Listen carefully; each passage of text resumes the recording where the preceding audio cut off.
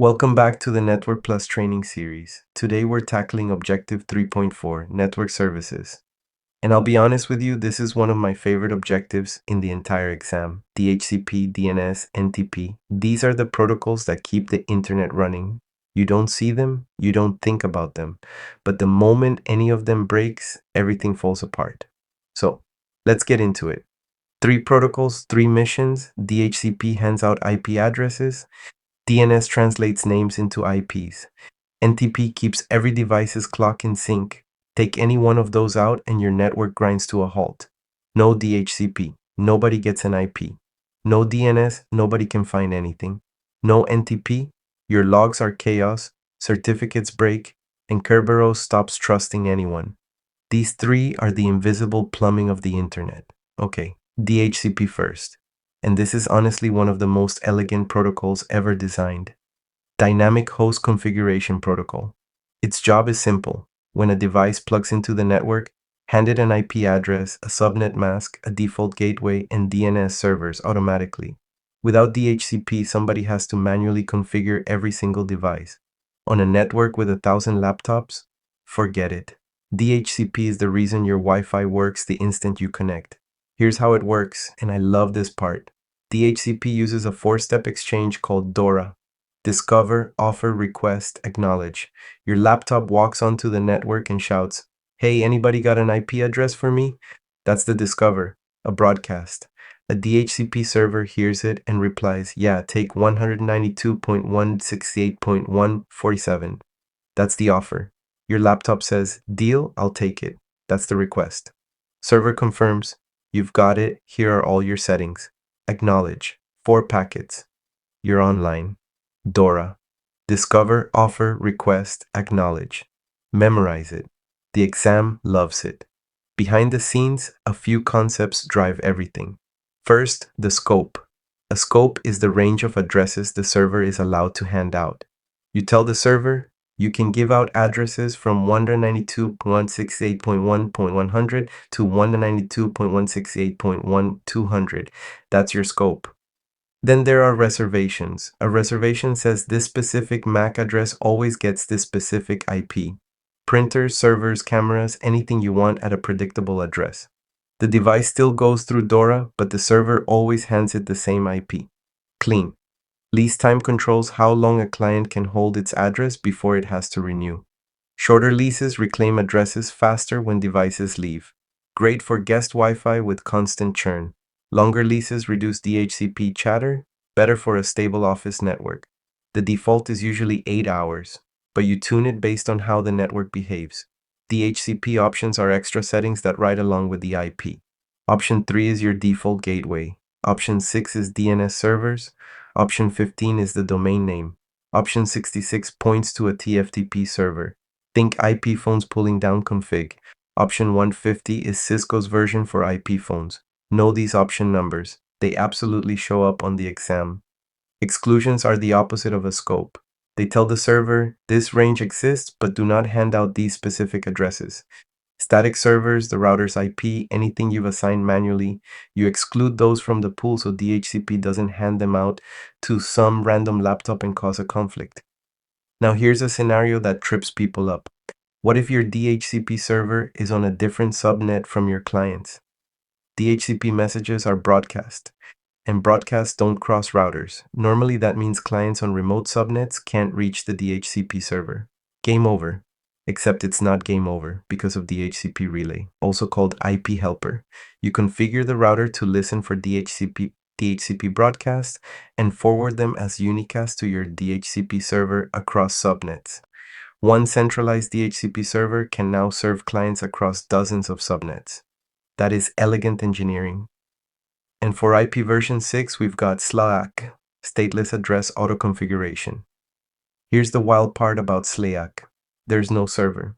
The router advertises the network prefix, and the device builds its own address by combining that prefix with an interface identifier. No DHCP, no handshake, no negotiation. The device just does it. IP version 6 doesn't even need a DHCP server for basic addressing. If you need DNS and other options though, DHCPv6 runs alongside SLAAC to fill in the gaps. Okay, DHCP, handled.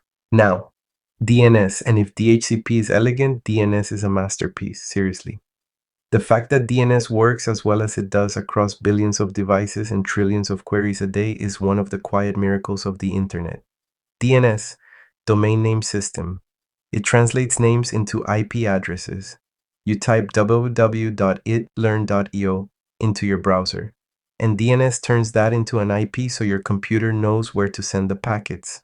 Names for humans, addresses for machines. DNS bridges the two. DNS is built as a hierarchy, and that hierarchy is what makes it scale. At the very top, you've got the root servers, 13 of them logically, mirrored around the world. Below the root are the top-level domain servers, your .com, .net, .org, .io. Below those are authoritative servers for individual domains. When you query www.itlearn.io, the query walks down that tree until it lands on the server that knows the answer. Record types. Know these cold. An A record maps a name to an IP version 4 address. AAAA, pronounced quad A, maps a name to an IP version 6 address. CNAME is an alias, one name pointing at another. MX records specify the mail server for a domain. TXT records hold arbitrary text commonly used for SPF, DKM, and DMARC to prove email isn't spoofed. NS records identify the authoritative name servers, and PTR records do reverse lookups. IP address back to a host name. A quad A, CNAME, MX, TXT, NS, PTR. 7 record types. Memorize all 7. DNS zones are the administrative containers. A forward lookup zone resolves names to IPs, the normal direction. A reverse lookup zone resolves IPs to names, used for logging, spam detection, troubleshooting. Both exist. Both matter. Authoritative versus non-authoritative is a critical distinction. An authoritative server holds the real definitive records for a domain. If you're asking the authoritative server for it, learn.io, you're getting the source of truth. A non-authoritative server is just catching an answer it got from somewhere else. Fast, but not the original. Primary and secondary servers give you redundancy. The primary holds the master read-write copy of the zone. Secondaries pull zone transfers from the primary and serve read-only copies. Primary goes down. Secondaries keep answering. Your domain stays online. Recursive DNS is where the DNS server does all the work for you. Your laptop asks its local DNS resolver, "What's the IP for it? Learn.io." The resolver says, "I don't know, but I'll go find out." It queries the root, gets pointed to the TLD, queries the TLD, gets pointed to the authoritative server, queries the authoritative server, gets the answer, caches it, and hands it back. All in milliseconds. That is recursive resolution. Now for the security layer, this is where DNS really gets cool. DNSSEC, DNS Security Extensions. It adds digital signatures to DNS records. When you query a DNSSEC-enabled domain, you can cryptographically verify that the answer you got came from the legitimate authoritative server and wasn't tampered with. Protects against DNS spoofing and cache poisoning. Huge for high security environments. Then DOH and DOT, DNS over HTTPS and DNS over TLS. Traditional DNS is plain text. Anyone sniffing your network can see every domain you look up. DOH wraps DNS queries in HTTPS on port 443, making them look like regular web traffic. DOT uses TLS on port 853. Either way, encrypted, private. Your ISP can't log your lookups anymore. And one last piece, the hosts file. Every operating system has it. It's a plain text file that maps names to IPs locally, and the OS checks it before running any DNS query. You can use it to override DNS for testing, but malware can also hijack it to redirect you to fake sites. Powerful tool, but watch it. Okay, DNS done. Let's wrap with time. NTP, Network Time Protocol. Port 123. Its job is deceptively simple. Keep every device's clock synchronized. But don't underestimate it. Time sync is what makes log correlation work across systems. It's what lets Kerberos authenticate users. It's what keeps digital certificates valid. Your clock drifts by 5 minutes, certificates break.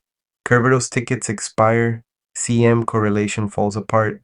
Time matters. NTP organizes time sources in a hierarchy called strata. Stratum 0 is the reference clock at the top, an atomic clock, a GPS signal, something ultra precise. Stratum 1 servers connect directly to those reference clocks. Stratum 2 synchronizes with Stratum 1, Stratum 3 with Stratum 2, and so on down the tree. The further from Stratum 0, the more potential drift. For environments that need crazy precision, financial trading, industrial control, telecom, NTP isn't enough. That's where PTP comes in. Precision Time Protocol. PTP nails synchronization down to microseconds or even nanoseconds. Microsecond accuracy over a network. It's wild what hardware timestamping can do. And NTS, Network Time Security, wraps NTP in authentication and encryption. Without NTS, an attacker could tamper with NTP traffic to skew a device's clock. Skew a clock, break authentication. NTS closes that door. Let's tie it all together. DHCP hands out IPs using the DORA handshake with scopes, reservations, lease times, options, exclusions, and relay for cross-subnet networks. SLAAC does the same automatically for IP version 6. DNS resolves names to addresses through a hierarchy, with record types you need to memorize, and security layers like DNSSEC, DOH, and DOT. NTP keeps every device's clock in sync, with PTP for precision work and NTS for security. These three protocols are the invisible plumbing of every network on the planet. Break one, and everything else breaks with it. Understand them deeply, not just for the exam, but because one day you're going to be the person who fixes an outage by realizing, wait, the DHCP scope is exhausted, or nobody's seeing the new DNS record because it's cached. That moment is going to feel amazing, trust me. That's Objective 3.4. In the next video, we're covering Objective 3.5 on network access and management methods. See you there.